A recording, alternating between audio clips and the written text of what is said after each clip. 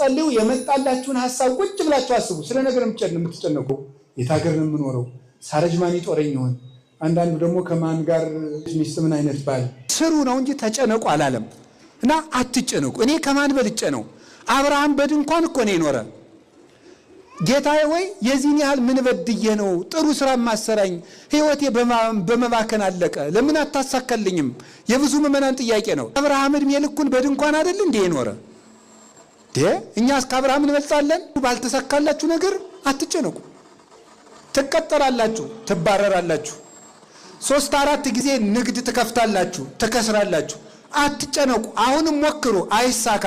ከስራ ፈትነታችን የተነሳ ብዙ ባለሱቆች ያለ ስራ መቆም ክልክል ነው የሚለጥፈዋል። የማይሰራ ሰው ክርስቲያን አይደለም። ስሩ፣ ጥራችሁ ግራችሁ ቀሱ። የሆነች ነገር የምታሳካልኝ መቼ ነው የራሴ ጎጆ የሚኖረኝ